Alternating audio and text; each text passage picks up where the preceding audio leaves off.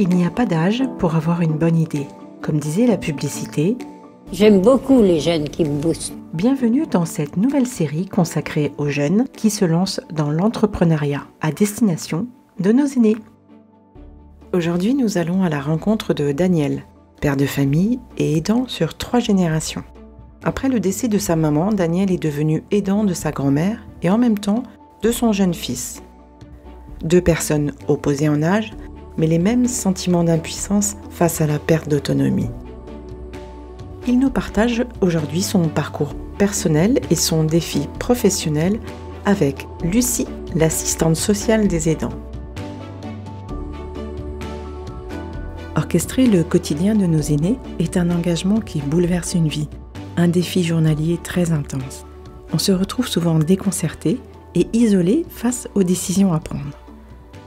Heureusement, dans ce podcast, vous allez pouvoir compter sur des conseils pratiques, une information claire et du soutien.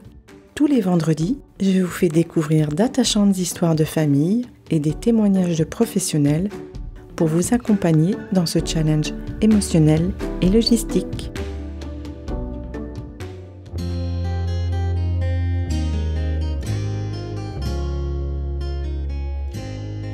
Nous avons donc entamé une longue conversation sur son cheminement car il a décidé de prendre son destin en main et de fonder une start-up pour assister tous les aidants. Vous êtes 2 fois aidant, bientôt entrepreneur en fait, avec un projet de création de société dans le domaine du maintien à domicile. Exactement, je m'appelle Daniel Benamran et en effet, comme vous le dites, je suis maintenant entrepreneur. J'ai perdu ma maman fin 2019 et je suis devenu aidant de ma grand-mère. J'ai été auparavant déjà aidant de mon fils, mon premier enfant, j'ai 2 enfants, mais mon premier enfant, qui est né en Angleterre et qui a eu un AVC anténatal. Donc il y a un handicap, qui a une hémiplégie légère, donc qui demande de faire beaucoup de kiné. Depuis, alors il est né en Angleterre, mais on est rentré en France depuis, en 2018, à Paris, et au final, ça a jamais été une contrainte, il fait beaucoup de progrès, et on a accès à des assistantes sociales qui nous aident beaucoup pour toutes les démarches. Et vraiment ce sentiment de voir que c'était relativement simple de comprendre comment ça marchait parce qu'on avait l'aide nécessaire, en tout cas pour mon fils, je ne l'ai pas du tout eu pour ma grand-mère, où tout était très compliqué. Il fallait comprendre comment fonctionnaient les aides à domicile, les différents statuts, l'APA, est-ce qu'il y a des aides pour le logement. Et je trouve qu'on a eu, et peut-être qu'on n'a pas été aussi proactif, mais ça m'a paru en tout cas plus compliqué. Donc voilà, ça c'est à peu près mon parcours et donc le fait d'aider ma grand-mère, ça m'a donné envie de m'intéresser au secteur parce que je voyais plein de points de friction et j'ai rejoint début septembre, septembre dernier, un programme qui s'appelle Entrepreneur First, qui se passe à Station F à Paris. Et c'est un programme qui, en gros, met dans un bureau une vingtaine de profils techniques, une vingtaine de profils plus business, commercial, donc un peu comme moi. Et le but des 3 premiers mois, c'est de trouver un associé et de se mettre d'accord sur un projet avec des centres d'intérêt communs. Au bout de 3 mois, on présente notre projet devant un comité d'investissement qui décide d'investir un peu d'argent ou pas. S'ils n'investissent pas, on quitte le programme. Et s'ils investissent, on continue de travailler 3 à 6 mois de plus pour vraiment commencer à avoir de l'attraction commerciale, sortir un produit, pourquoi pas lever plus de fonds. Et on est là au début de la 2e période de 3 mois, donc ce qui est positif, parce que ça veut dire que le comité d'investissement a trouvé de l'intérêt dans notre vision, dans notre projet, et a décidé de mettre un peu d'argent. Donc moi j'ai rencontré Simon, qui est mon associé, et on travaille en ce moment sur notre projet de plateforme de services pour personnes âgées.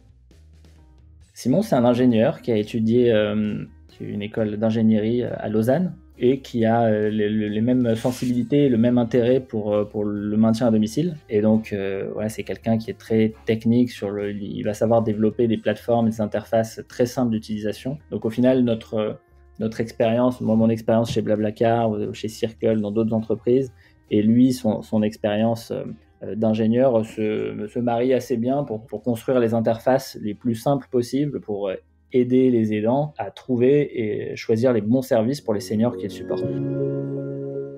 Ce que vous avez vécu, c'est un peu ce que la plupart des aidants me disent. Quelle va être votre démarche selon vous ? Ouais, alors notre démarche, elle évolue beaucoup, mais je rejoins votre constat, c'est-à-dire qu'il y a beaucoup d'informations. Il y a de l'information en ligne, il y a parfois de l'information contradictoire, mais c'est pas toujours facile de trouver le bon interlocuteur rapidement. En tout cas, dans mon cas, c'est des situations où on devient aidant, un peu dans une période de choc. on a plus besoin d'être aidé parfois que d'être aidant. Moi, c'était le cas où c'était la perte de ma maman et c'était assez brutal. C'était inattendu et tu te retrouves à devoir gérer ça et en même temps à devoir s'occuper de ma grand-mère que j'aime beaucoup. Mais je devais aussi m'occuper de moi, de mes frères, de mes sœurs. Donc voilà, c'est le fait Et de votre fils. Et de mon fils, ouais. Ouais. Et donc, le timing n'est jamais idéal, en fait, pour devenir aidant, parce que c'est quelque chose qui tombe sur les gens et qui est pas choisi. On se dit pas, OK, bah, du jour au lendemain, là, je choisis que c'est pas comme, postule pas un emploi, quoi. C'est pas notre job d'être aidant, mais on décide de prendre la responsabilité à un moment de le faire pour des proches. Voilà. Donc maintenant, quelle va être notre démarche avec Simon? Bon, une des premières observations, c'est que le financement et les demandes d'aide sont compliqués. C'est pas encore uniformisé. Vous savez comment marche l'APA, c'est au niveau départemental. Ça devrait et apparemment ça sera uniformisé, mais c'est pas encore le cas. Et donc il y a 95 process différents. Il y a autant de process que de départements. Parfois c'est en ligne, Département, oui, tout à fait. Ouais. parfois c'est papier, parfois il faut aller chercher le dossier à la mairie. Parfois on peut le télécharger directement. Donc voilà, nous avec notre expérience, on se dit que c'est pas normal que ça fonctionne comme ça. Et que si on prend vraiment un œil neuf sur comment les choses dans un monde idéal devraient fonctionner, il y a beaucoup trop de processus qui sont pas évidents pour des personnes âgées et pour des aidants. C'est pas toujours évident pour un senior d'aller chercher son courrier, donc il peut y avoir l'aide à domicile ou l'auxiliaire de vie qui l'aide à le faire, mais ce que ça signifie en fait, c'est que c'est une perte de temps et donc une perte de pouvoir d'achat. Tous les documents qu'il faut réunir avant. Est-ce que vous allez, par votre biais de projet, arriver à anticiper le plus possible l'information? On sait que nos parents vieillissent ou on sait qu'il va peut-être se passer quelque chose. En fait, l'information mérite d'être organisée et mérite d'être partageable de façon la plus simple possible au sein d'une communauté d'aidants. Vous pouvez me dire, oui, mais je peux taper sur Google et trouver l'information, mais en quel site je peux avoir confiance? Comment je sais que l'information est valide? Est-ce que je peux avoir accès à d'autres aidants, à une communauté d'aidants pour poser des questions? Est-ce que je peux avoir accès à une assistante sociale ou un assistant le plus rapidement possible et vérifier que cette information est valide? Aujourd'hui, toute cette infrastructure n'existe pas. Et c'est délicat parce que là, ce qu'on dit, c'est qu'il y a des process qui doivent être digitalisés, mais c'est un métier qui reste profondément humain. Et je pense que c'est pour ça que c'est compliqué, c'est qu'il faut trouver vraiment le juste milieu entre choisir jusqu'à quel point, dans quelle mesure on met de la tech dans tous ces processus et dans quelle mesure on garde de l'humain quand il faut. Et nous, c'est une mission avec Simon qui nous excite beaucoup. Donc, on a envie vraiment de construire l'infrastructure de demain pour permettre aux aidants d'avoir les outils les plus efficaces possibles pour aider leurs proches.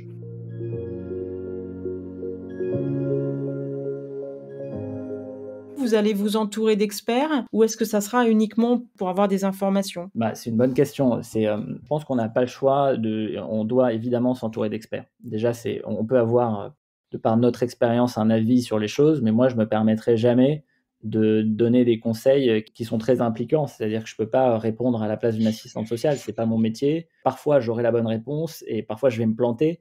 Et les enjeux sont trop importants pour qu'on prenne cette responsabilité nous-mêmes. Après, il y a une autre approche, le pouvoir de la communauté. Quand on a une très grosse communauté, et c'est un peu ce qui se passait avec Blablacar. Je fais un parallèle, mais il y a vraiment les gens qui conduisaient ou qui étaient passagers vraiment très souvent, c'était des ambassadeurs de la marque qui pouvaient utiliser un service qu'on appelait Blabla Help, et ils devenaient des helpers de la communauté et pouvaient répondre aux questions et aider les autres. Et ça, c'est super utile, mais je pense qu'il faut toujours qu'il y ait un accès à un expert pour valider et être sûr qu'on donne l'information. Il va y avoir des aidants qui vont vouloir s'exprimer pour poser une question précise sur des aides. Alors là, c'est variable, la réponse va être variable géographiquement et c'est important d'être pointu. On peut avoir vraiment un premier filtre, une première orientation qui va être générale et qui va bénéficier au plus grand nombre, mais il faut quand même pouvoir aller au bout avec une réponse pointue pour aider la personne. Après, il y a des gens qui vont simplement avoir besoin de parler de leur situation personnelle. Et ça, c'est aussi de l'écoute, évidemment c'est surtout de à l'écoute. écouter, Ouais. exactement. Et c'est important que d'autres aidants qui passent par les mêmes épreuves de la vie puissent écouter, donner leur avis, pousser les aidants à prendre soin d'eux aussi. Donc, je pense qu'il faut des experts, c'est sûr, mais c'est important d'avoir une approche communautaire et d'impliquer les membres d'une communauté. Une fois que vous aurez monté votre projet, Qui est la cible C'est vraiment de les votre aidants, projet? tous les aidants des personnes personnes âgées en situation de dépendance. Donc nous, notre mission, c'est vraiment d'agréger et de proposer tous les services et les produits qui peuvent aider au mieux vieillir à domicile. Voilà. Donc il y a 6 millions de personnes âgées dans cette situation en France. Il y a 11 millions d'aidants en France. Donc c'est une cible qui est extrêmement large. Ce qu'on voit, en tout cas, c'est qu'il y en a environ 40% qui ont besoin d'assistance pour trouver un service d'aide à domicile. Donc nous, on veut les aider. On fait des partenariats en même temps avec des groupes d'aide à domicile, avec des agences d'aide à domicile. On veut les aider à trouver l'agence, prestataire ou mandataire qui correspond le mieux aux besoins du senior. Le meilleur moyen de créer le meilleur produit possible pour les aidants, c'est d'être très proche des aidants et d'être très transparent sur ce qu'on fait.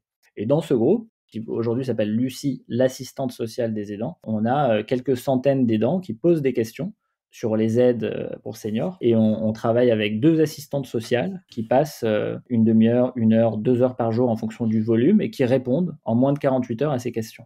Donc par exemple, sur le groupe, on a fait une vidéo où j'ai dit moi je suis Daniel, je travaille avec Simon, là on va travailler avec Mélanie, l'assistante sociale, je vous la présente. Et nous on a un projet où on veut faire une place de marché de services et produits pour seniors. Et cette place de marché, on veut qu'elle soit conçue pour les aidants. Donc, je vous poserai des questions régulièrement sur c'est quoi votre plus gros problème, ça, pourquoi ça marche pas. Et en fait, ça nous permet d'itérer beaucoup plus rapidement sur la création de notre produit. Donc, ça a énormément de valeur pour nous. Ça a énormément de valeur pour les aidants qui aujourd'hui posent des questions aux assistantes sociales et qui ont une réponse écrite, qualifiée, plus rapidement que s'ils se débrouillaient par eux-mêmes. Donc, tout le monde est gagnant. Donc, moi, je suis content de créer un système où les gens trouvent de la valeur, peu importe d'où ils viennent. Et donc, vous faites, à ce moment-là, vous faites aussi des sondages auprès des aidants pour avoir leurs problématiques à l'heure actuelle? J'en ai pas encore fait, mais je compte en faire là ces prochaines semaines. Alors le but, c'est vraiment de le garder aussi qualitatif que possible. C'est-à-dire qu'on concentre quand même les demandes sur les aides pour les personnes âgées. Une citation que j'aime beaucoup, et je ne sais pas si je la connais par cœur, mais c'est une citation de René Char. Ouais. Voilà, alors c'est René Char qui dit « Impose ta chance, serre ton bonheur et va vers ton risque. À te regarder, ils s'habitueront. » Voilà. J'aime bien cette citation de René Char, elle me parle beaucoup. Trouvez toutes les coordonnées de notre invité dans la description de l'épisode.